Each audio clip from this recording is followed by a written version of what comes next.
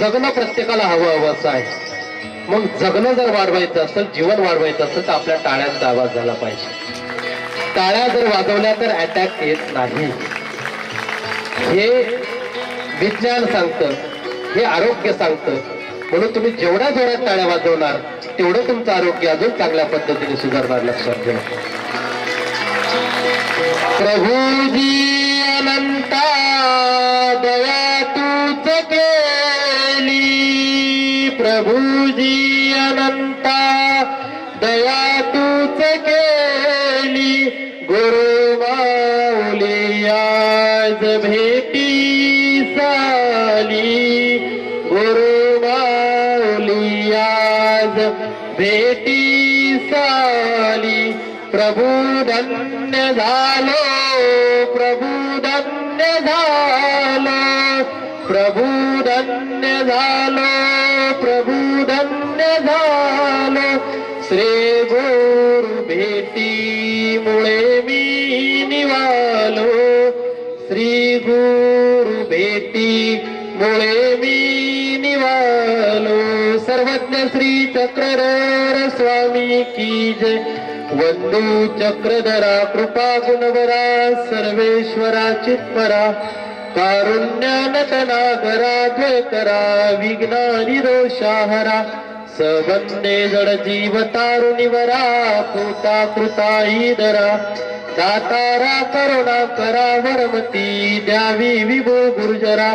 श्री गोपाल कृष्ण महाराज की जय. बाबांचा पूजन विधी या ठिकाणी संपन्न होत आहे. सर्व सत्संगातील मंडळीच्या वतीने मार्गदर्शक तथा या कार्यक्रमाचे स्वागताध्यक्ष व संपूर्ण ज्ञात परिवार बाबांचा पूजन विधी या ठिकाणी संपन्न करत आहे. सर्वांनी पुनश्च एकदा जोरदार टाळ्या वाजवायचा, आपला प्रतिसाद देणं गरजेचं आहे. लक्षात ठेवा. आपणही या स्वागतामध्ये पूजनामध्ये सहभागी आहोतच यात शंका नाही. आणि पूजन विधी संपन्न झाल्यानंतर बाबांच्या अमृतमय वाणीतून आपल्याला या ठिकाणी महत्वपूर्ण विषयावर प्रतिपादन होणार आहे. आणि तो महत्वपूर्ण विषय आपल्या सर्वांना या ठिकाणी श्रवण करायचा आहे. बाहेर बसलेली मंडळी, आपल्या पायांमध्ये जर चपला असतील तर चपला काढून ठेवा. कोणाच्याही पायामध्ये चप्पल असता कामा नाही. हे ब्रह्मविद्या शास्त्र आहे आणि हे श्रवण करत असताना आपल्या पायामध्ये चपला नसाव्यात. म्हणून बाहेर जे उभा आहेत किंवा बसलेले आहेत आपल्या पायामधल्या चपला काढाव्यात, ही सर्वांना नम्रतेची सूचना.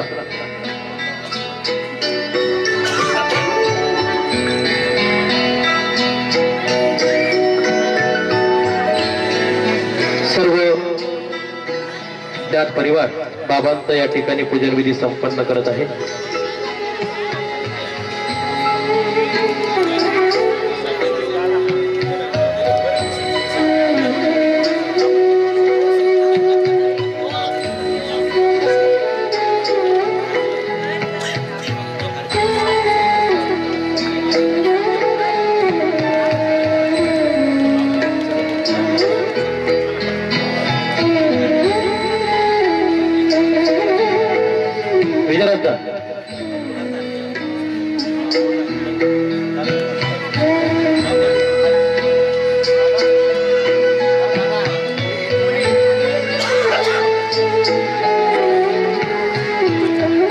बाबांचा पूजन विधी श्री चक्रधर सेवा सत्संग मंडळातर्फे या ठिकाणी संपन्न होत आहे.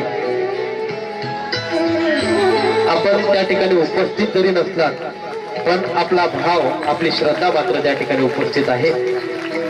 तुम्हा सर्वांच्या उपस्थितीमध्ये बाबांचा पूजन विधी या ठिकाणी संपन्न झालेला आहे. यानंतर लगेचच या ठिकाणी प्रबोधन सोहळ्याला सुरुवात होईल. सर्वांनी आपापल्या जागेवर बसावं. मी पुन्हा एकदा सूचना करतो, बाहेर असलेल्या मंडळींनो, आपल्या पायामध्ये जर चपला असतील तर सर्वांनी आपल्या पायातल्या चपला काढाव्यात. कारण की हे ब्रह्मविद्या शास्त्र आहे, त्याचा अवमान होऊ नये. आणि मध्ये जर बसलात सभा मंडपामध्ये तर अजून बरं होईल, पण बाहेर बसला तर चपला काढून बसा, चपला कोणी घालू नये. मी सर्व वासनिक बंधू भगिनींच्या वतीने बाबांना विनंती करेल की आपण आपल्या या प्रवचन रूपी सेवेला सुरुवात करावी. आम्हा सर्वांच्या वतीने आम्ही विनंती करतो. दंडोत्तला.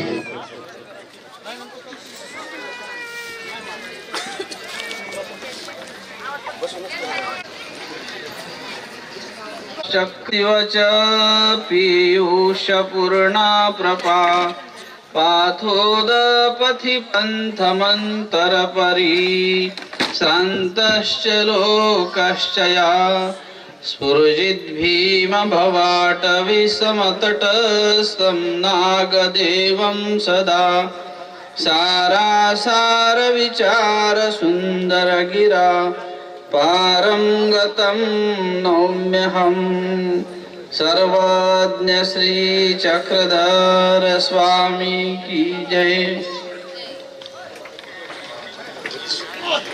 आज या ठिकाणी वडदे या गावामध्ये ज्या साधनदाता भगवान सर्वज्ञ श्री चक्रधर प्रभूंचे श्री चरण लागलेले आहेत, असं परम पवित्र स्थान आपल्या या नदीच्या प्रवाहामध्ये या ठिकाणी स्वामींचे चरणस्पर्श झालेले आहेत.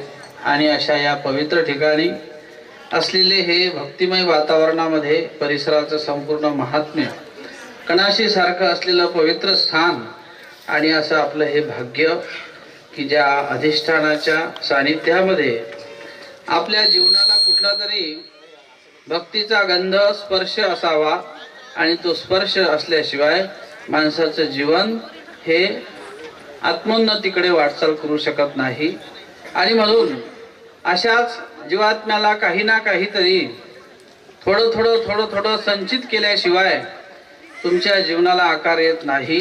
आणि म्हणूनच आमच्या मानव संप्रदायामध्ये थोडं का होईना जे साधनवंत असतात ते या ईश्वर मार्गाचं तत्वज्ञान, साधनाची आचार प्रणाली, विचार प्रणाली हे संपूर्ण कार्य करत असताना शेवटी गरज असते वासनिकांची. आणि त्या वासनिक वर्गामधूनच जीवात्म्याला उद्धरण गती प्राप्त होते. जीवात्मा हा ऊर्ध्वगतीकडे वाटचाल करत असतो.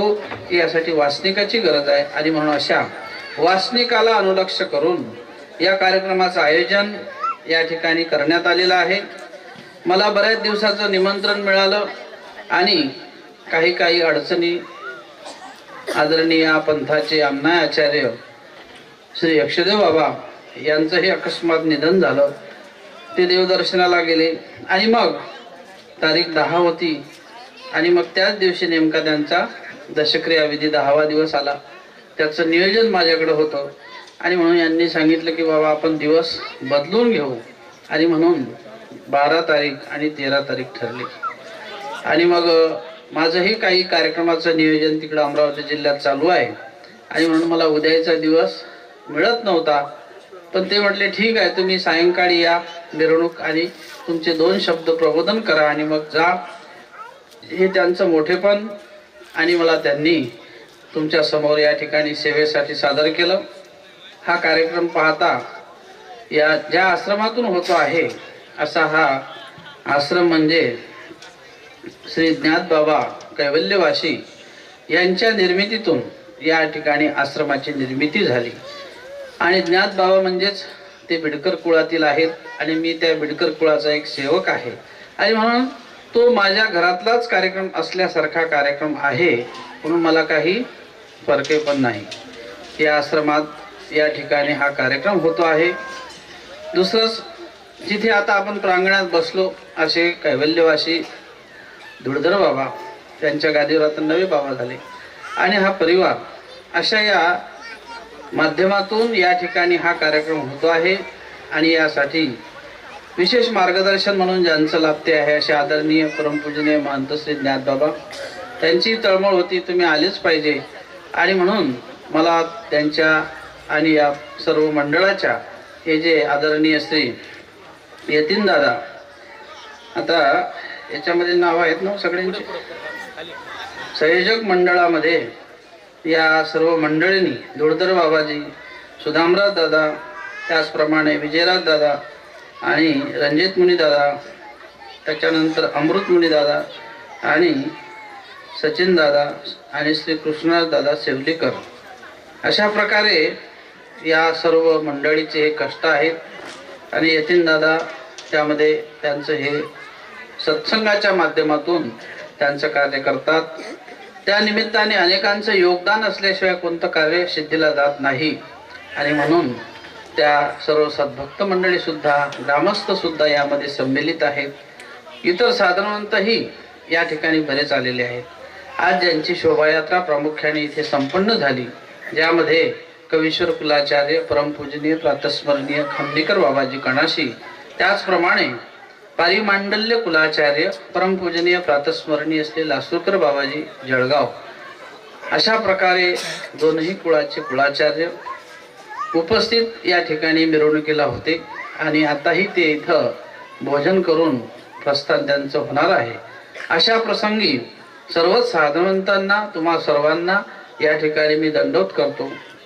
या आश्रमात ज्यांचं संचलन असते अशा तपस्विनी लोचनाताई त्या काही दिसल्या नाहीत, परंतु निश्चितच त्या आश्रमाचं संचलन त्या करतात.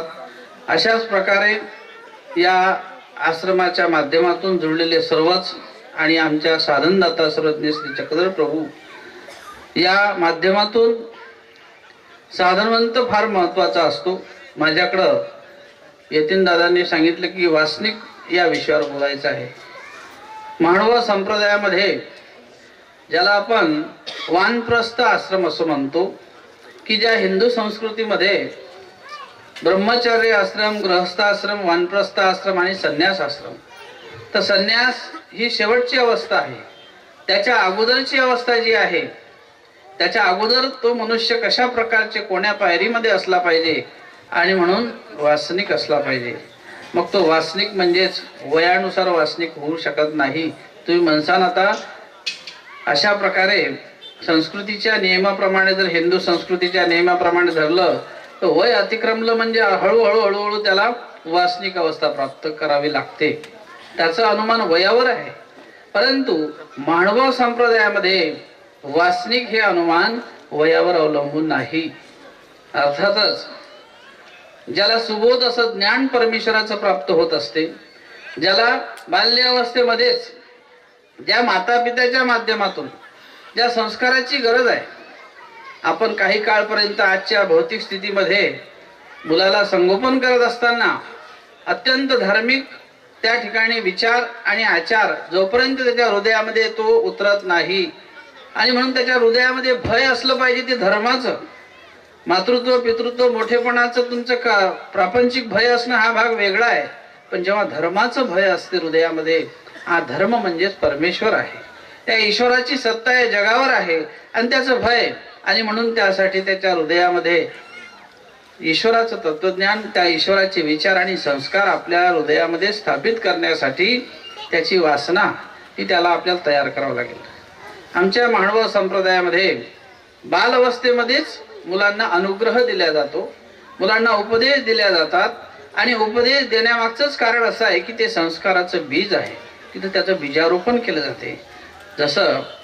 जसा मातीचा गोळा जसा ओला असतो आणि त्या ओलेपणी त्याला कसाही आकार दिला तर तो आकार त्याला प्राप्त होतो, तसं लाडेत पंचवर्षेणी दशवर्षेणी ताडेत असं म्हटलेलं आहे की प्राप्त स्थितीमध्ये 5 वर्षाचा होईपर्यंत मुलाचे लाड कौतुक कोड सर्व करावे, आणि मग ताडेत 10 वर्षाच्या कालावधीमध्ये त्याला थोडस रागवावी लागेल, तापड बी मारावं लागेल, आणि त्यावेळेला तुमचं तो ऐकून बी घेईल.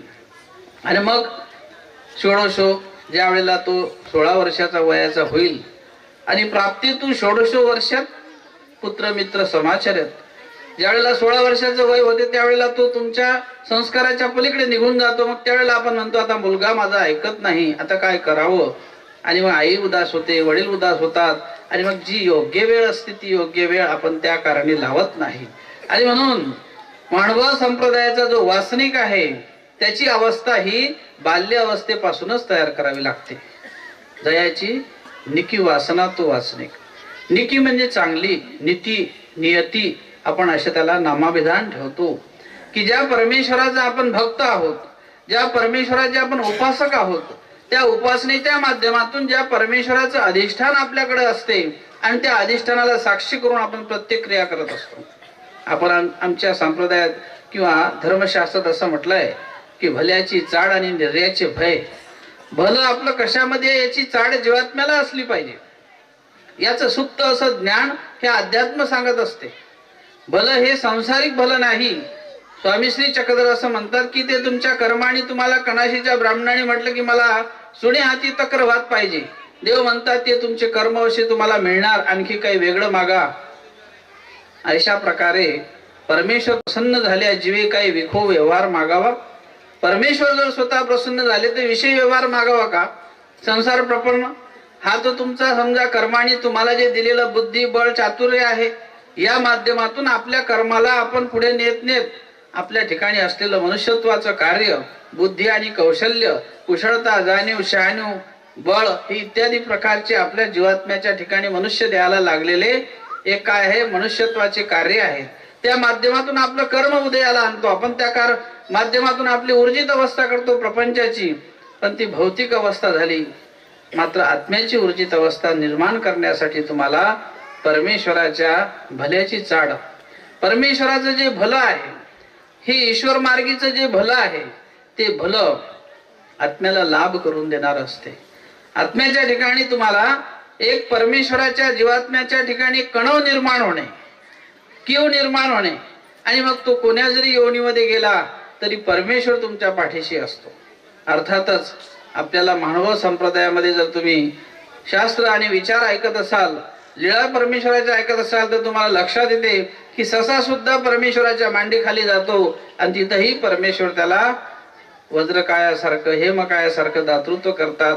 का? सशालाही दिलं.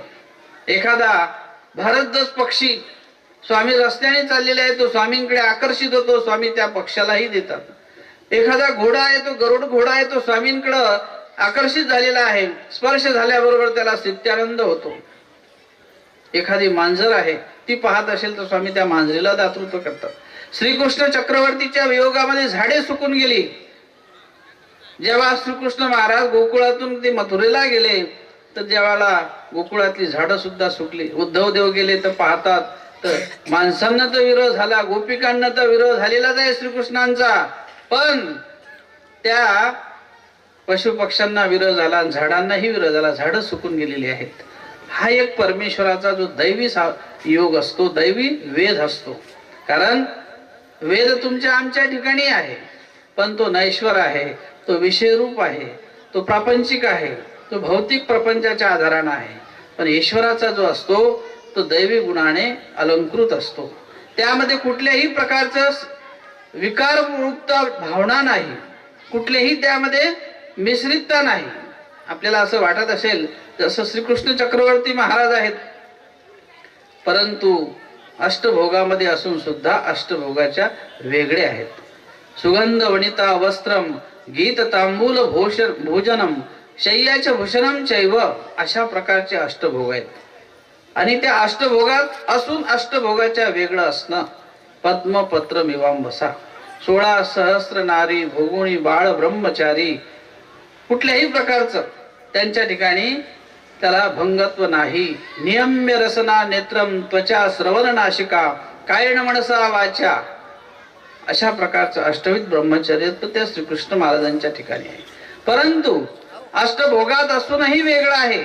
हे तुमच्या आमच्या ठिकाणी होऊ शकते का? नाही होऊ शकत. हे ईश्वराचं अविक्रियत्व आहे. कधीही कुठल्याही पदार्थाने कुठलाही पदार्थ त्यांच्या समोर घेऊन जावं, त्या ईश्वर स्वरूपाला विकार उत्पन्न होत नाही. आणि असा असलेला जो परमेश्वर आहे, पहिले मुळात आपल्याला परमेश्वर समजून घ्यावं लागेल. आपण आपल्या अन्यथा ज्ञानाने कधी कधी एखाद्या सिद्ध साधक असेल, सामर्थ्यवान पुरुष असेल, चमत्कार कुणी दाखवत असेल, कुठल्या प्रकारचं एखादं भौतिक तुम्हाला सामर्थ्य त्या प्रपंचाच्या माध्यमातून दिसत असेल, आणि अशा ठिकाणी आपण म्हणतो परमेश्वर आहे. परंतु दोरिया एखाद्या ठिकाणी अंधारात दोरी, तिला जर तुम्ही म्हटलं साप आहे, ते जसं अन्यथा ज्ञान आहे, असं माणसाच्या जीवनामध्ये कधी कधी अन्यथा ज्ञान रूपी भक्तीचं द्वार असते. आणि त्यामुळे ती भक्ती सुद्धा निर्फळ जाते, ती भक्ती सुद्धा उपयोगी जात नाही. आणि त्या भक्तीला मुळात आधारच नसतो. आणि म्हणून आपण करत राहतो, मात्र त्याचं फळ मिळते का नाही मिळत. आणि म्हणून मानव संप्रदायामध्ये डोळस भक्ती सांगितलेली आहे. अशा प्रकारे आपण जे करतो आहोत, ज्या भक्तीने आपल्याला ईश्वराचं साध्य प्राप्त करायचं आहे, त्या साधनेमध्ये आपण असताना ती साधना कशी असावी, त्या साधनेचा परमेश्वरापाशी स्वीकार असला पाहिजे. स्वामी श्री चक्रधरांनी असं म्हटलेलं आहे की आपणे अशी पडिये तयापशी देव पडिये ते निके, की आपल्याला परमेश्वर आवडतो त्यापेक्षा देवाला आपण आवडणं हे फार महत्वाचं असते. सत्यभामा म्हणते की श्रीकृष्ण माझेच आहेत आणि ते दुसऱ्याचे होऊ शकत नाही, अत्यंत ती आवडी दाखवते. पण श्रीकृष्ण मात्र रुक्मिणीचे आहेत. श्रीकृष्ण महाराज यमुना डोई मुळाले म्हटल्याबरोबर तिकडे त्या ठिकाणी काय होते की ती मूर्छित येऊन पडते. अशा प्रकारे परमेश्वराच्या विषयी आत्यंतिक आवडी आपल्या जीवनात तर असतेच, पण त्या आवडीला शेवटपर्यंत टिकवणं. आणि म्हणून वासनिक अवस्थेमध्ये ही वासना जी आहे ती वासना अनुसरणाच्या पूर्वी, त्यागाच्या पूर्वी जो एक मानव संप्रदायाचा अनुग्रह दिला जातो, उपदेश दिला जातो, ज्यामध्ये सप्तव्यसन सांगितलेले आहेत की त्या सप्तव्यसनाचा त्याग करून पुढून त्याची त्यापुढे सुरुवात असते. द्वितंच मध्यंच पिशितंच वेश्या पापर्द चौर्यम परदार सेवा, अशा प्रकारे त्या सप्तव्यसनाचा त्याग करून तो त्या साधनेला सुरुवात करतो. आणि मग ती साधना जी आहे, जोपर्यंत साखर आपल्या तोंडात आपण टाकत नाही तोपर्यंत त्याची गोडी येत नाही, तोपर्यंत तशा प्रकारे जोपर्यंत आपण त्या साधनेमध्ये आपला आनंद घेत नाही आणि त्या साधनेमध्ये रमत असताना असं म्हटलंय की सुधार असावनी अधिक गोडी नामाची महिमा. आपल्याला नामाची गोडी माहिती आहे का? सुधारच जसा साखरेचा पाक असतो त्याही पेक्षा त्याची गोडी सांगितलेली आहे, पण ती गोडी आपल्याला घेता आली पाहिजे. त्यासाठी सकाळचं स्मरण, सकाळी केलेली ध्यानधारणा, सकाळी केलेली देवदेव पूजा, आणि ती देवपूजा करत असताना मात्र एक निष्ठता त्या परमेश्वराप्रती, ज्या परमेश्वराचा त्या पाषाणाला संबंध झालेला आहे, त्या पाषाणामध्ये परमेश्वराची शक्ती निक्षेपित झालेली आहे. आणि ज्यावेळेला आपला या देहाचा संबंध त्या पाषाणाला होत असतो त्यावेळेला ईश्वराची जी निर्गुण शक्ती आहे त्याचा आणि आपल्या कपाळाचा स्पर्श होतो आणि मग कुठे आपल्याही ठिकाणी ती प्रसन्नता येत असते, तो सात्विक भाव येत असतो. जसं तुम्ही डोकं दुखलं म्हणजे गोळी घेता, तसं या शरीराला सत्व आणि प्रसन्न होण्यासाठी तुमच्याजवळ कुठल्या प्रकारची अशी गोडी नाही. मात्र ईश्वराची साधना ही अशी आहे की ती साधना निश्चितच तुम्हाला सात्विक करू शकते. यासाठी आपण कुठेतरी आपण इकडे तिकडे जात असतो, न पाडते स्थानात जातो, कुठे एखादी जागा खराब असते आणि मग अशा वेळेला आपण इकडून तिकडून आलो का देवाला नमस्कार करतो, पाषाणाला वंदन करतो, प्रसादाला वंदन करतो. का की प्रसन्नता ऐसा एक धर्म ईश्वरीची आहे, असं म्हटलेलं आहे की हा प्रसन्न रूप धर्म परमेश्वराचा आहे आणि तो प्रसन्न रूप धर्म परमेश्वराने त्या शक्तीच्या माध्यमातून पाषाणामध्ये ठेवलेला आहे. त्या पाषाणाला वंदन केल्यानंतर तुमच्या शरीराचा संबंध त्या पाषाणाला होतो आणि मग कुठे तुमच्या शरीरामध्ये सुद्धा सात्विक भाव निर्माण होतात. आपल्यापाशी परमेश्वराचं हे साधन आहे, हे साध्य नाही, पण त्या साधनाला अनुसरून, साधनाला सोडून तुम्हाला जाता येत नाही. स्थान प्रसाद भिक्षुक आणि वासनिक, साधनाची ठावणी साध्यवेरी ते कैवल्याची, असं म्हटलेलं आहे. एखाद्याने म्हटलं की मला कैवल्य पाहिजे, पण साधनापासून त्याची सुरुवात आहे. आणि म्हणून नाम साधना ही करत असताना किंवा कुठल्याही प्रकारे भक्ती साधना आपण करत असताना जीवनामध्ये एकनिष्ठता फार महत्वाची आहे.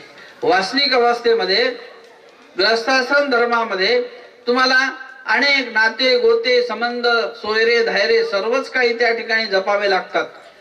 अनुसरण म्हणजे त्याग आहे. संन्यास धारण केला म्हणजे ते नातं गोतं तोडावं लागते, आहे की नाही? पहिले संन्यासाची व्याख्या समजली पाहिजे की अंतरातून जोपर्यंत आपण त्या परमेश्वराला शरण जात नाही तोपर्यंत संन्यास घडत नाही. नैष्कर्म सिद्धिम परमाम संन्यासी नाधिगच्छति. श्रीकृष्ण महाराजांनी सांगितलं पांडवांना, आता तुम्ही राज्य हस्तांतरित केलेलं आहे, आता हिमालय पर्वतात तुम्ही तुमचं देह क्षेपण्यासाठी जा, राज्याचा त्याग करायला सांगितलं. एका क्षणामध्ये एवढं मोठं राज्य, हस्तिनापूरचं राज्य, द्वारकेचं राज्य प्राप्त केलं आणि त्याचा त्याग करायला लावला. तशा प्रकारचा तो त्याग अंतकरणामध्ये ठेवून जेव्हा तो त्याचा रस्ता पुढे जातो तो अनुसरणाचा मार्ग आहे. त्याच्याविषयी मी बोलणार नाही, पण त्या अगोदरची जी अवस्था आहे ती जी निर्माण करावी लागते आपल्या ठिकाणी, त्यासाठी सुद्धा अशा प्रकारचा प्रापंचिक जीवनामध्ये, आपल्या संसारिक जीवनामध्ये आपण जे बांधलेलो आहोत कर्माने आणि ऋणानुबंधत्वाने, तुम्ही जे एकामेकाच्या घरी जन्माला येता याला सुद्धा कारण असते तुमचा ऋणानुबंधत्वाचा धागा. कुठल्या ना कुठल्या ऋणानुबंधत्वाने आपण नात्या गोत्याच्या माध्यमातून एकमेकाशी जोडलेला असतो आणि मग तो ऋणानुबंधत्वाचा धागा जपत असताना मात्र त्यामध्ये आपलं भान आपण हरपून जातो. त्या नात्या गोत्याला प्रपंचाच्या संबंधाने देवतेने संपादकत्व केलेलं ते नातं आहे.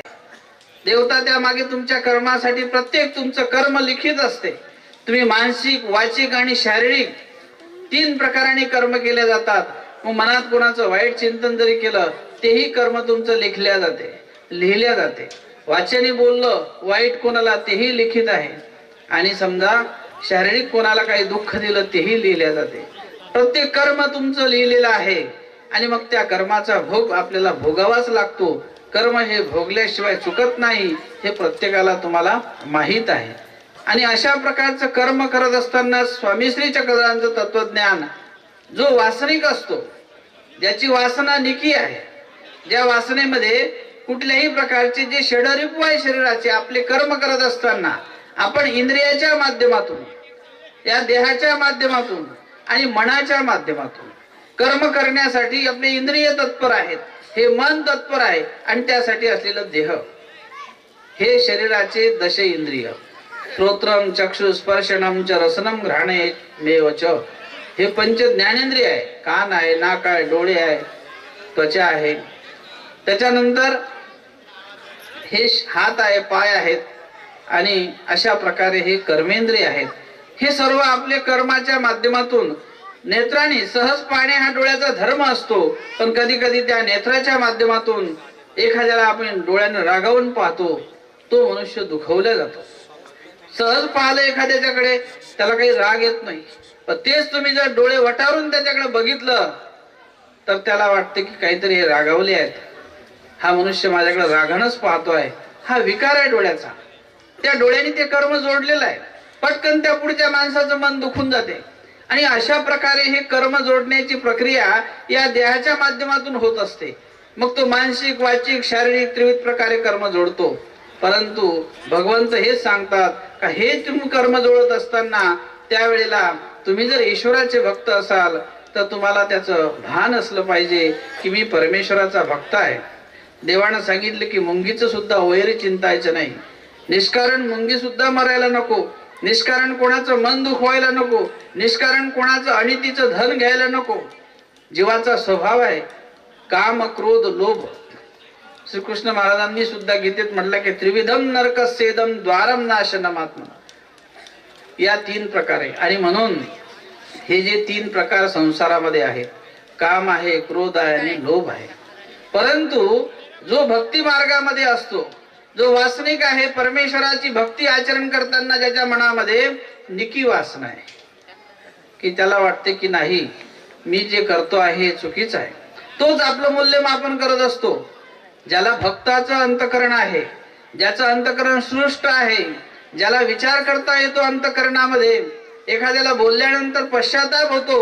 आणि म्हणून महानुभाव संप्रदाय हा पुरश्चरणीय आहे.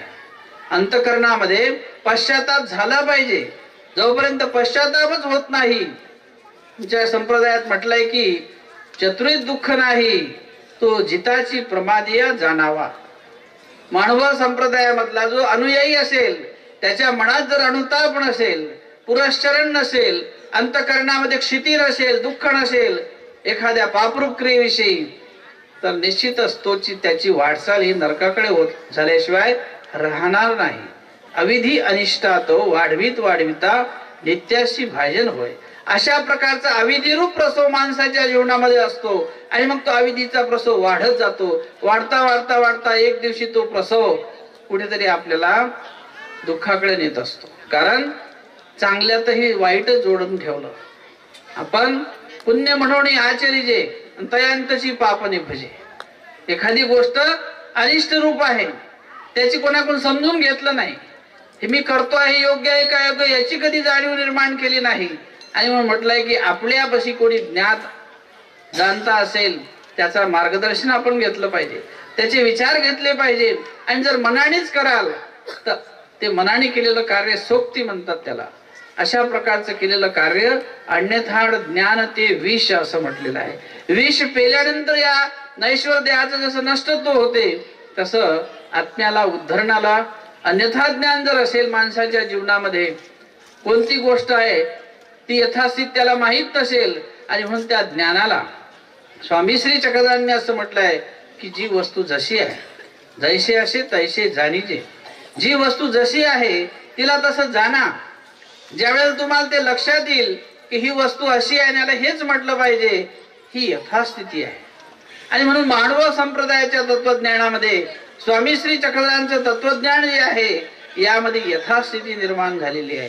यामध्ये यथास्थिती परमेश्वराची त्यामध्ये मांडलेली आहे. आणि म्हणून कुठल्याही प्रकारे काही वेळेला मानव संप्रदायाच्या आचार आणि विचाराविषयी गैरसमज केल्या जातात, परंतु यथास्थिती वर्णन करणे, एखादी गोष्ट जी आहे त्या गोष्टीला तशा प्रकारचं त्याचं ज्ञान त्या ठिकाणी ते सांगणे, ही व्यावृत्ती नसून कुठली एखाद्याचा निंदात्मक भाग नसून यथास्थिती सांगणे म्हणजे त्यालाही त्या वस्तूचं मर्म कळत असते. आणि म्हणून या भौतिक जीवनामध्ये आपलं जीवन जगत असताना हे जे जीव, देवता, प्रपंच आणि परमेश्वर आहे, या प्रत्येक गोष्टीचं कार्य, कारण, स्वरूप आणि लक्षण हे आपल्याला माहीत असलं पाहिजे. आपण साधारणरित्या एखादी जेव्हा वस्तू मार्केटमध्ये घ्यायला जातो, आंबा खालून पाहतो, वरून पाहतो, सडला आहे का, पिकला आहे का, जास्त झाला का, पाडाला आला का नाही, मग कुठे खरेदी करतो.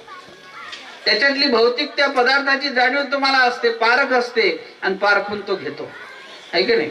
अशा प्रकारे या ठिकाणी सुद्धा एक रत्न पारखी आपल्या जीवनामध्ये आपल्याला निर्माण करता आला पाहिजे.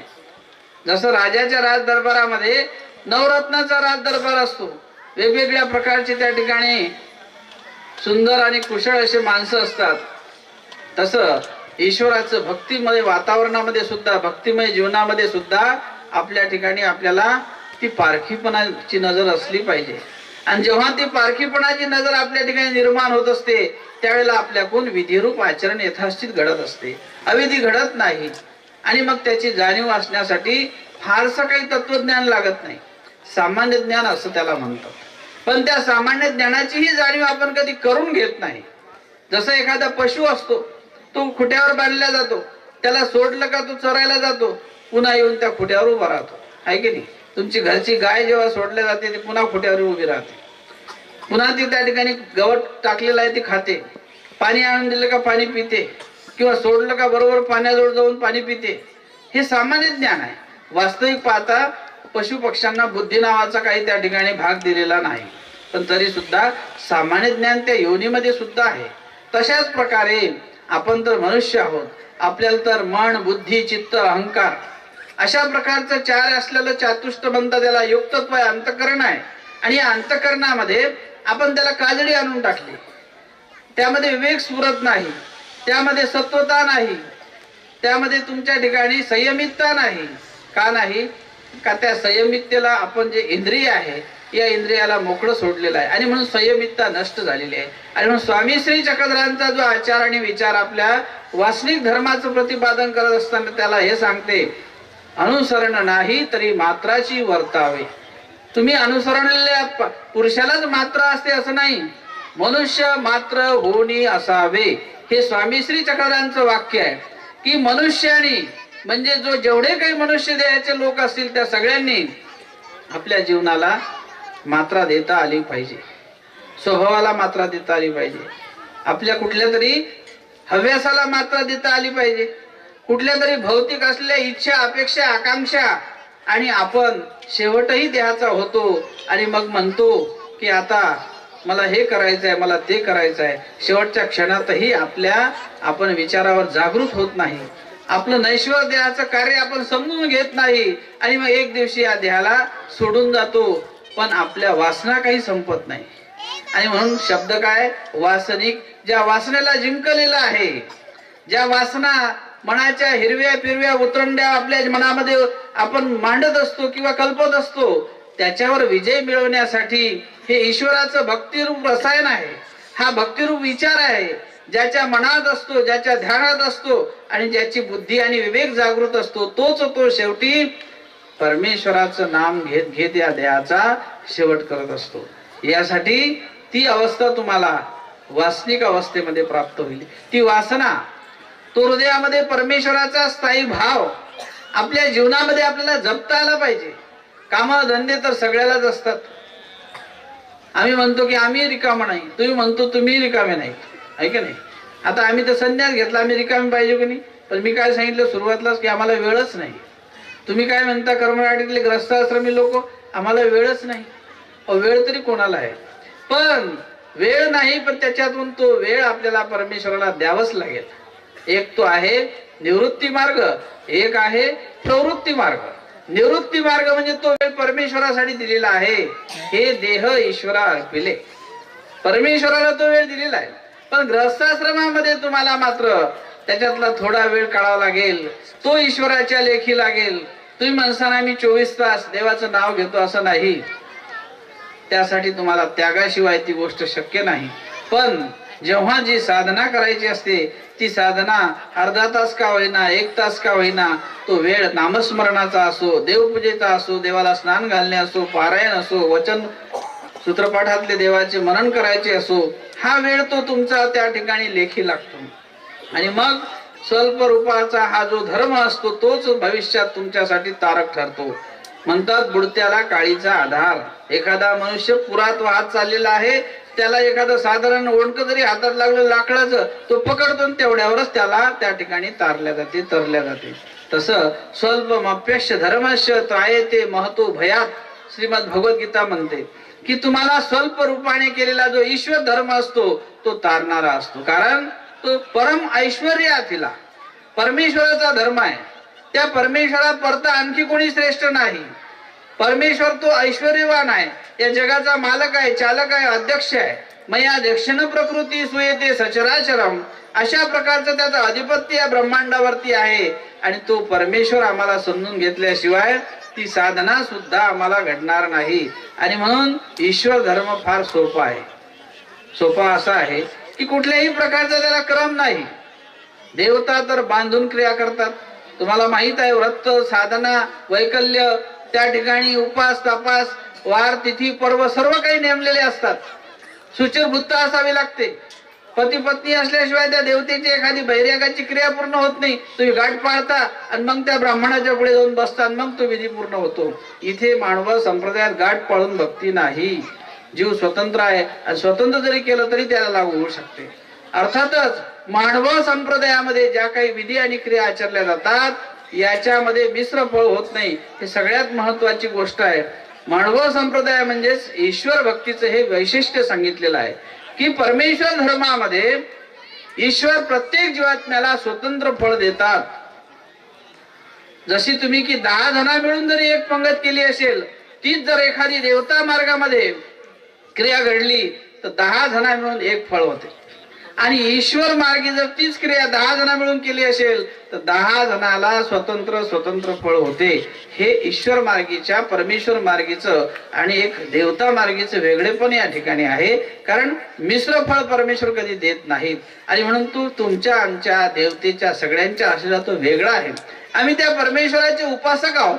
आणि ती साधना करत असताना मात्र त्या परमेश्वराला एकनिष्ठ आणि अनन्यतेची साधना जर असेल तीच त्यापर्यंत पोहोचते, ज्यामध्ये अंतकरण आपलं वैकल्प्य रूप आहे. अनेक संकल्प विकल्प करणारं मन आहे आणि मनामध्ये आपले अनेक अनेक विचार असतात. आणि मग अशा विकल्प रूप मनामध्ये आपण हाही परमेश्वर आहे, तोही परमेश्वर आहे, तोही परमेश्वर आहे, सगळ्या ठिकाणी परमेश्वर बुद्धी ठेवतो. मग कुठल्याही प्रकारचं अधिष्ठान जिथे नाही अशाही ठिकाणी गंध अक्षता समर्पित करतो आणि मग परमेश्वर म्हणतो. मग अशा वेळेला ती जी भक्ती आहे ती परमेश्वरापर्यंत पोहोचत नाही. भूतानी यांती भूतेज्या यांती मध्य जिनोपी माम, अशा प्रकारे भूताखेताच्या माध्यमातून, प्रेतत्वाच्या माध्यमातून, ग्रहत्वाच्या माध्यमातून अनेक प्रकारे विकल्प रूप एखादा मनुष्य जातो, त्याचं आपण श्राद्ध करतो, मग तो 10 दिवस झाले तरी त्याचं पुढे चालूच, वर्ष श्राद्ध, सणमाशी, अनेक प्रकारचे कार्य त्याच्यासाठी करत राहतो. पण भौतिक नियमानुसार वसंशी जीर्णानी यथाविहाय नवानि गृह्णाति नरो पुराणे, तथा शरीराने विहाय जीर्णा. जसं वस्त्र जीर्ण झालं का शरीर टाकावं लागतं, पुन्हा दुसरी योनी या जीवात्म्याला आहे. आपलं शरीर जाय येते, स्त्री येते, वृद्धी येते, विपरिणाम येते आणि मग क्षी येते आणि मृ येते, म्हणजे त्या ठिकाणी त्याला मरण येते.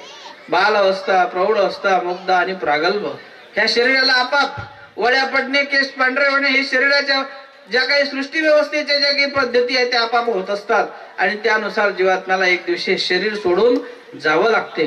पण आपण मात्र त्या विकल्परूप ध्यान धारणेच्या माध्यमातून त्या शरीराला गेल्यानंतरही त्या जीवात्म्याला पुन्हा पुन्हा त्याचं त्या ठिकाणी आवाहन करतो. पुन्हा पुन्हा त्या जीवात्म्याला कुठेतरी आपण श्राद्ध करतो, कुठेतरी पर्वणी करतो, कुठेतरी त्याला बोलवण्याचा प्रयत्न करतो, कुठे कावळ्याच्या रूपात कुठल्या रूपात त्याला बोलवतो. परंतु तो नियमच नाही, तो येऊ शकत नाही. एखाद्या योनीत जर तो गेला तर तुमच्यासाठी पुन्हा कसा बरं येईल. मात्र तुम्ही त्या क्रिया करता, पण त्या क्रिया मात्र ज्या क्षुद्र रूपी, ज्या काही सामर्थ्य रूपी, ज्या काही ठिकाणी अधिष्ठान असतात त्या अधिष्ठानापर्यंत पोहोचतात. ती क्रिया परमेश्वरापर्यंत पोहोचत नाही, त्या जीवापर्यंतही पोहोचत नाही. आणि अशा वेळेला विकल्पतेने आपण अनेक प्रकारच्या आपल्या अंधश्रद्धेतून काही क्रिया करत असतो. परंतु मानव संप्रदायामध्ये तुमच्या 10 दिवस झाल्यानंतर पुन्हा मात्र त्या जीवात्म्याच्या प्रती कोणतीही क्रिया केल्या जात नाही. कुठलं त्याचं अधिष्ठान कुठल्याही प्रकारे त्या जीवात्म्याप्रती क्रिया केल्या जात नाही, कारण तो दुसऱ्या योनीत असतो. तीच क्रिया तुम्ही भगवंताची प्रार्थना करा, स्मरण करा, चिंतन करा, त्यामधून त्या परमेश्वर त्याला काही बळ देतील, फळ देतील. परंतु अन्यथा ज्ञान रूपी जर क्रिया केल्या त्या ठिकाणी पोहोचत नसतात. आणि म्हणून ईश्वर धर्म शेवटाला नेत असताना कुठल्याही प्रकारची विकल्प रूपता नसावी. कुठल्याही प्रकारे गंडा, दोरा, मंत्र, तंत्र, जादू, टोना अशा प्रकारच्या क्रिया ह्या फक्त तुमच्या भौतिक देहाला तात्पुरत्या समाधान देणाऱ्या असतात, परंतु आत्म्यासाठी त्या क्रियेचा कधीही उपयोग होऊ शकत नाही. आणि भौतिक सुखासाठी मात्र हा संसार जो आहे हा परमेश्वराने थाटलेला आहे. हा सुख तर तुम्हाला भौतिक मिळू शकते, पण आपल्याला जी सृष्टीची रचना परमेश्वराने केलेली आहे ती आत्मोद्धारासाठी केलेली सृष्टीची रचना आहे. परमेश्वर स्वतः तो स्वात्मा आनंदी रमण रूप आहे. त्या परमेश्वराचं स्वरूपाच्या ठिकाणी आनंद आहे. आपण निरानंदी आहोत, पण स्वानंदी रमणरूप असलेला परमेश्वर तुमच्या आमच्यासाठी त्या पृथ्वीवरती येतो. एक सोडा कटी प्रदेशी, एक सोडा श्रीमुकुटी, श्रीकर हे पाणी पात्र आमच्या सर्वज्ञांची अस्तिपरी. कशासाठी देवाने स्वीकारलं असेल. मज सोच्याशी केले दाता, आपण पे झाला मागता. परमेश्वर या स्वच्छ जीवाला अज्ञान आहे, निरानंदी आहे, नैश्वर आहे, कुठल्याही प्रकारचं सामर्थ्य नाही, अशा जीवाला परमेश्वर म्हणतात की अरे मला एखाद्या जन्मात तरी मनुष्य जन्मात तू माझी भक्ती करून पहा. मी मागितल्याप्रमाणे म्हटल्याप्रमाणे मला तू एकनिष्ठ होऊन धर्म आचरण करून पहा. पण जीवात्मा आपल्या स्वभावानुसार, आपल्या असलेल्या जीवमतीनुसार तो आळसपणाने, कधीतरी आपल्या सोयीनुसार तो धर्म आचरण करत असतो, कधीतरी आपल्या सोयीनुसार परमेश्वराची आज्ञा वाक्य आहे तो त्या ठिकाणी त्या आज्ञा वाक्यालाही मोड देत असतो. नाही असं नाही तसं करू, तसं नाही तसं करू, आपल्या मनाने करतो. आणि मग एकीकडे परमेश्वर आज्ञा करतात आणि दुसरीकडे हा जीवात्मा परमेश्वराची आज्ञा भंग करतो. आणि म्हणून त्याला समान प्रतिपक्ष असं म्हणतात. एखाद्याने आज्ञा करणे आणि एखाद्याने भंग करणे समानताच झाली. अशा प्रकारे जीवाच्या ठिकाणचा अवहेरण करण्याचा जो भाग आहे, म्हणून जीवनामध्ये माणसाच्या मग ते ईश्वराचं साधन, त्याची थोरी पवित्रता माणसाच्या जीवनामध्ये आपल्याला राखता आली पाहिजे. आणि म्हणून नम्रता असली पाहिजे. आपल्या महानुभाव संप्रदायाचा पहिला शब्द आहे दंडवत. पुढच्या माणसाला तो किती जरी तुमच्यावर जोराने चालून वार करत आला असेल, किती जरी त्या ठिकाणी तो तुमच्या अंगावरती क्रोधाने आला असेल, तर तुम्ही मात्र त्याला शांत करू शकले पाहिजे. तरच तुम्ही ईश्वराचे भक्त आहे. तुम्ही जर त्याच जोराने त्याच्या अंगावरती गेलेत, देव म्हणतात भांडते दोघे अन्यायी. तुम्ही दोघेही अन्यायी आहेत. तुम्ही मग भक्तीला योग्य नाही, किंवा त्या परमेश्वराच्या तरी कुठल्या तरी साधनेत तुम्ही कमी पडलेले आहे. आणि म्हणून पुढच्याला शांत करता आलं पाहिजे. एखाद्याच्या मनात त्याचं अन्यथा ज्ञान रूपी बिढार असते, कुठला तरी त्याचा वाईट प्रसव असतो, कुठलं तरी त्या साधनेचं अहंकाराचं बिडार त्याच्या ठिकाणी आहे. पण तुम्हाला तर देवाने सांगितलंय की तुम्ही अहंकार विरहित होऊन तुमचं जीवन साधन आचरण केलं पाहिजे. तुमच्या अंतःकरणामध्ये सत्वता असली पाहिजे. जोपर्यंत सात्विक भाव हृदयात प्रगट होत नाही तोपर्यंत ईश्वराचं भक्तत्व त्या ठिकाणी त्याला म्हणता येत नाही. रजस्तमाचं निरसन केल्याशिवाय परमेश्वराच्या भक्तिरूप साधनाचा अधिकार जीव स्वरूपी निघत नाही. ईश्वराच्या धर्माचे अधिकार जे निघतात हे रजस्तम विरहित झाल्याशिवाय निघत नाही. आणि म्हणून भगवान श्रीकृष्ण महाराजांनी सुद्धा अर्जुनाला म्हटलंय की त्रैगुण्य विषया वेदा निस्त्रैगुण्य भवार्जुन. हे राजस तामस सात्विक प्रापंचिक जीवनाचं जे कार्य आहे थोडस बाजूला होऊन निर्गुण सात्विकपणाचा जो भाव आहे, ज्या निर्गुण सात्विकपणाची परमेश्वराची साधना आहे त्याला स्वीकारावं लागेल, नतमस्तक व्हावं लागेल.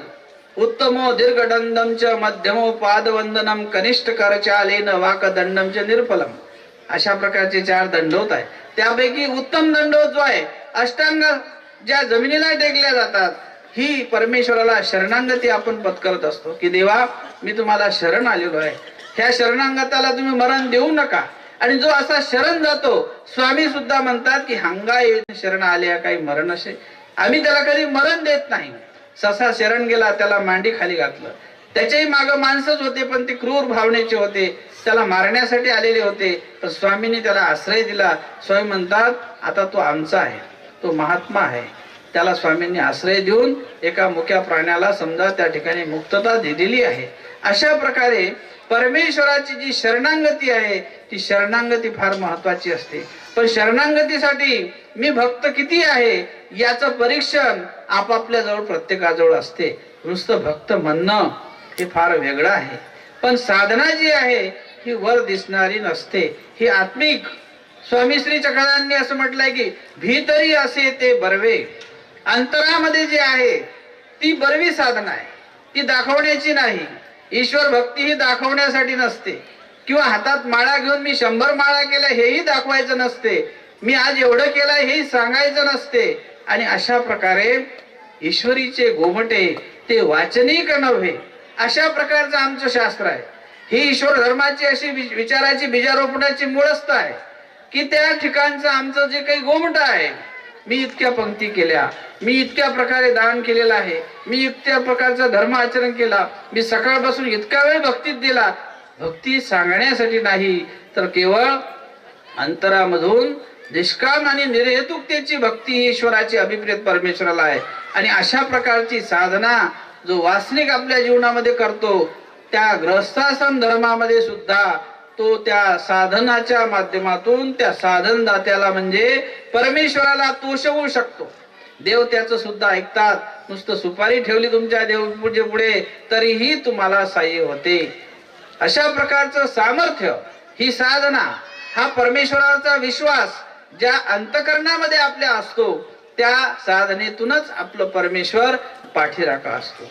ज्या वेळेला स्वामी श्री चक्रधर महाराज उत्तरापंथीकडे जातात त्यावेळेला महादायसा म्हणते जीजी आपण आम्हाला लाडलं ताडलं आणि आता सोडून चालले अर्ध्यावरती, तुमच्याशिवाय आम्ही कसं काय राहावं, हा धर्म आचरण कसं करावं. स्वामी म्हणतात बाई तुम्ही काही अज्ञानासारखं बोलता. परमेश्वर कुठे जात असतो का? तो पाठीची निवास आहे, जवळची असे. अहो तुमच्या पाठीमागेच उभा आहे, आवाज तर द्या. आणि म्हणून क्षणोक्षणी पदोपदी परमेश्वराचं साह्य तुम्हा आम्हा सगळ्यांना परमेश्वराचं आहे. मात्र स्वामी म्हणतात दैवे करावे ते केले, पुरुषे करावे ते ठेले. आपला जो अधिकार आहे, आपला जो विचार आहे तो थांबलेला आहे, आपला प्रयत्न थांबलेला आहे. जेव्हा आपण प्रयत्नाची पराकाष्ठा करू, कुठला तरी शरीराला थोडंफार दुःखरूप कार्याचा आपला सेवेचा असो, दुःखाचा असो, स्मरणाचा असो, त्या ईश्वराच्या अंश उपयोगी जाईल. त्यावेळेला तो परमेश्वर तो भाव, ती भक्ती, ती श्रद्धा स्वीकारात घेत असतात.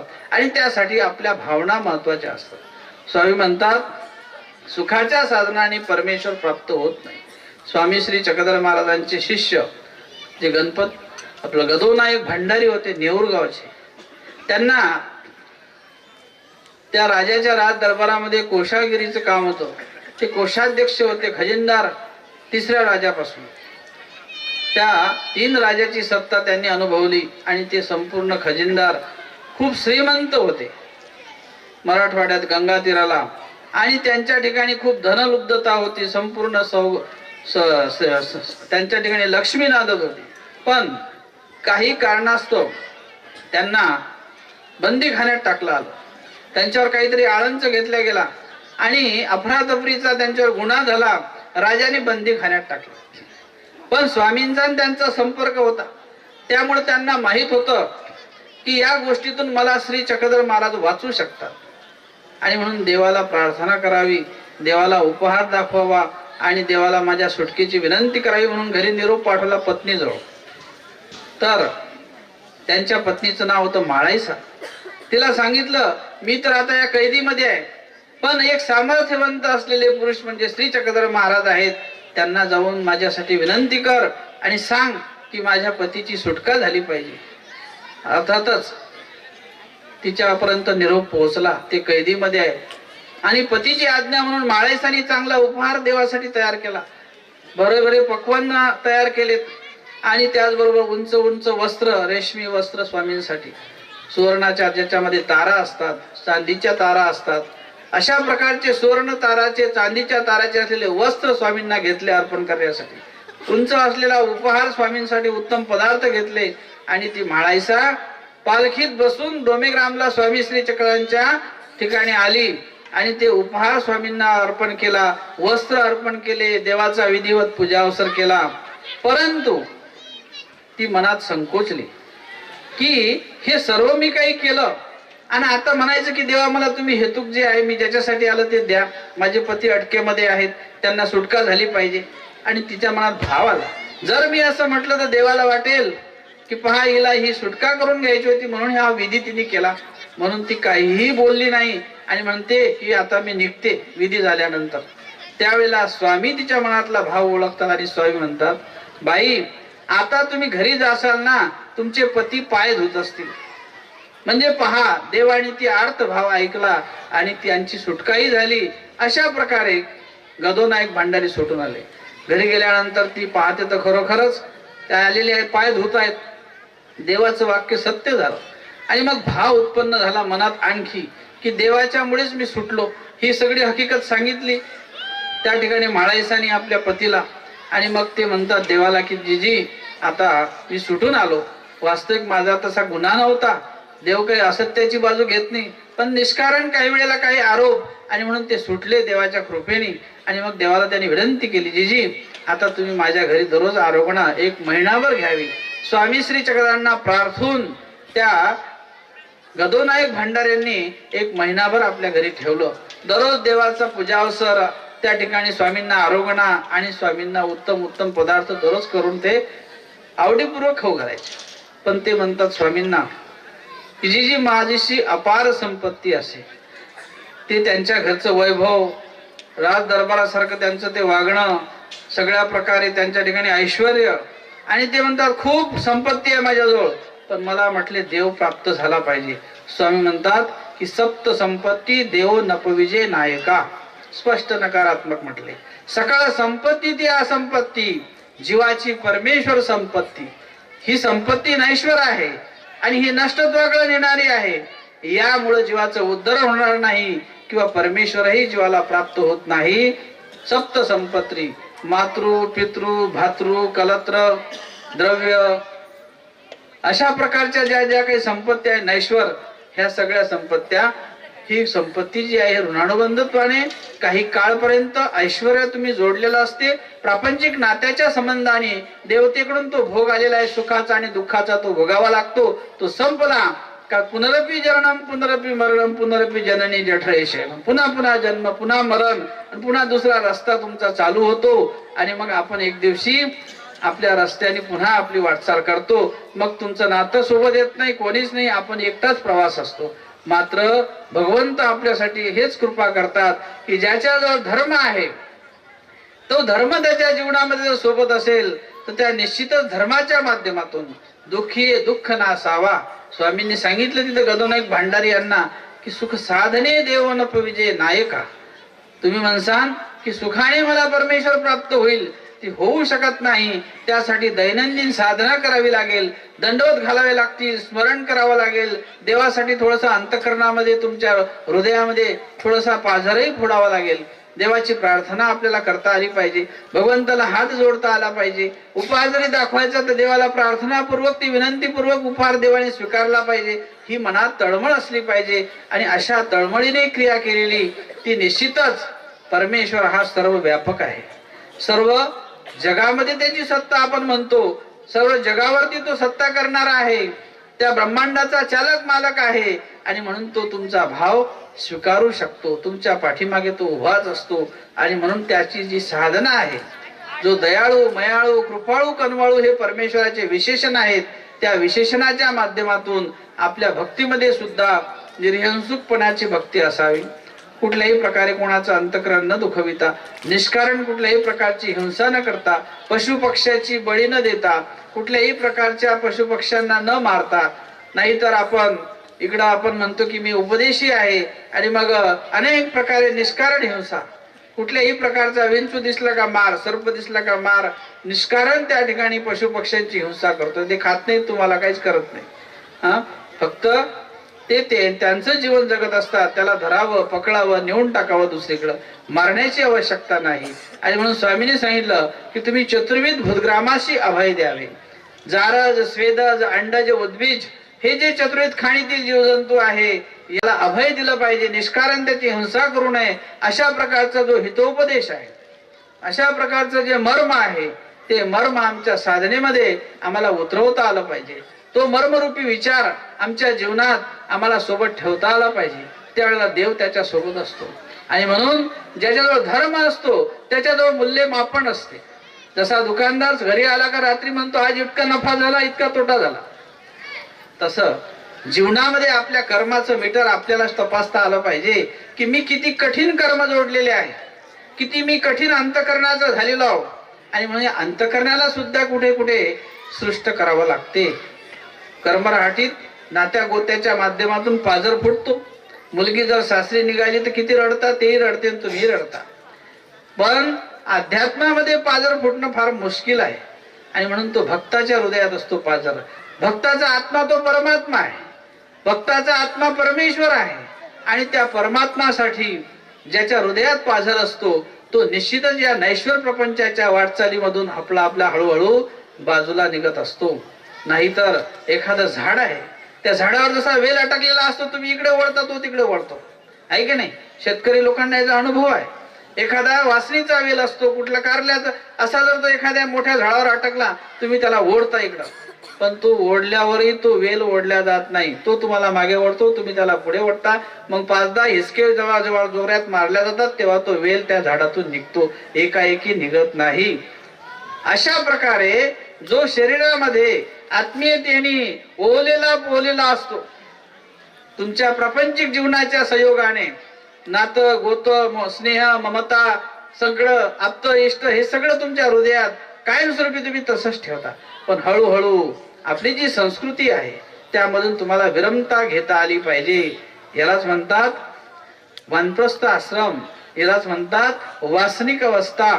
हळूहळू त्यामधून ती वासना कमी करता आली पाहिजे. हळूहळू त्यामधला जो व्यापकपणा आहे तो कमी करता आला पाहिजे. परंतु उलट घडते, जेव्हा वय वाढत जाते तशी ममता आणखी, मग तो मुलगा, मग मुलगाचा मुलगा, मग नातू, मग पंतू, मग पाहायचं काम नाही. अनुसरा म्हटलं का आता नंतर नातू, मग नंतर पंतू सुद्धा येतो, पण वासना होत नाही. परंतु स्मृतीस्थळामध्ये असे आलेले आहे का, स्मृतीस्थळाने असं सांगितलंय की एक आई आहे आणि ती आई आपल्या मुलाविषयी दुःख सांगते श्री नागदेवाचार्यांना. किती म्हणते की माझा मुलगा आहे, परंतु तो देवधर्म करत नाही, ती वासनिक आहे. आई आहे, ईश्वराची भक्त आहे, नामधारक आहे, पण तिला वाटते की मुलांनी माझी भक्ती केली पाहिजे. आणि म्हणून ती आई एक ओवी म्हणून दाखवते श्री नागदेवाचार्यांना. ती म्हणते गोविंद नाही जयाचा वंशी, ते पाथर कुशी निफन्नले, विवुनिया वांज झाली व माय, पुत्र न धरीची पाय गोविंदाचे. मी जन्म देऊन जसे काही वांज असल्यासारखी आहे. एका आईला त्या मुलाविषयी खंत आहे. कशामुळं?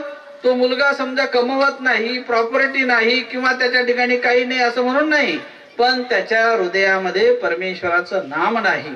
ही वासनिक असलेली आई ती म्हणते की तो माझा मुलगा सुद्धा, जशी मदलसा म्हणते 6 मुलं माझे ईश्वर मार्गी लागले, दत्तात्रयाच्या चरणी 7वाही लागला पाहिजे.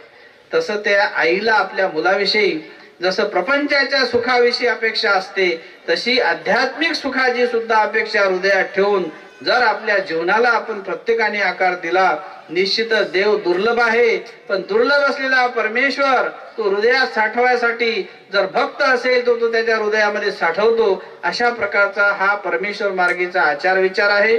अनेक समजा बोलावं तर भरपूरच आहे, पण वेळ झाला, तुमचे जेवण बाकी आहेत, माझं जेवण होऊन बसलो आहे मी इथं, आहे की नाही.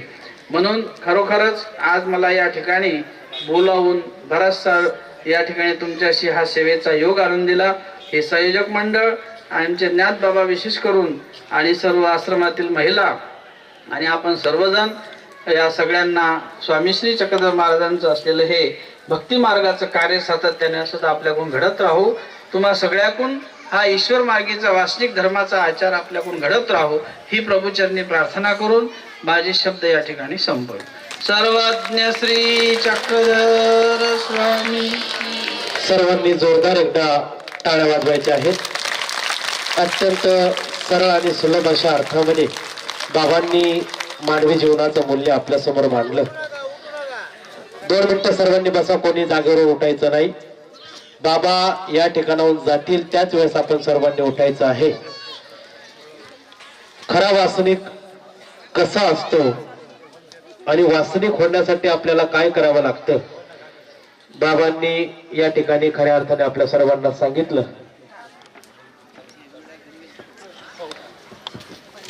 बाबांनाही पुढचा प्रवास करायचा आहे.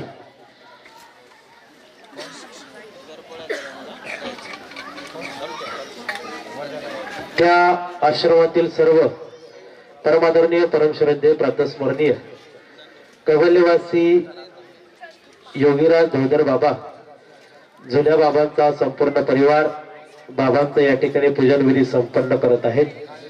हा पूजन विधी झाल्यानंतर मग आपण सर्वांनी या ठिकाणाहून बाबा ज्यावेळेस जातील त्यावेळेस आपण उठावं आणि मग भोजनाकडे जावं.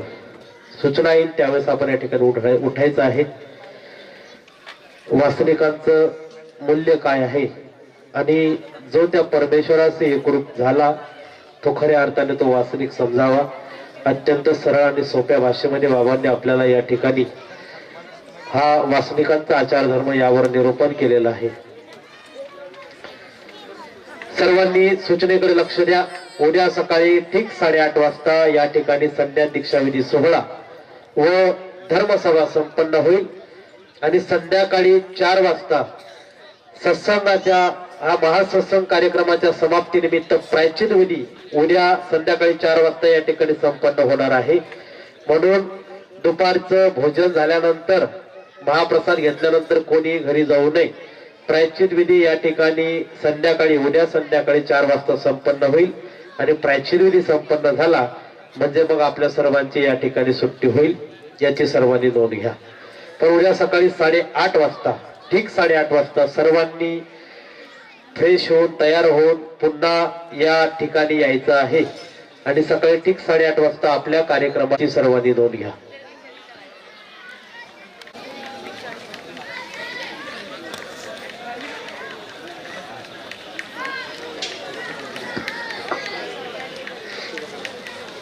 बाबांचा पूजन विधी या ठिकाणी संपन्न होत आहे.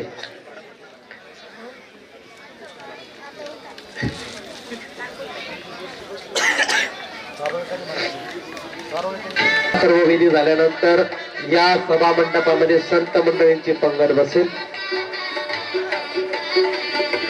या ठिकाणी खऱ्या अर्थाने बाबा आपल्या वेळातला वेळ काढून आपल्या कार्यक्रमासाठी उपस्थित झाले. आपल्या सर्वांच्या शब्दांना बाबांनी मान दिला. वास्तविक बाबांची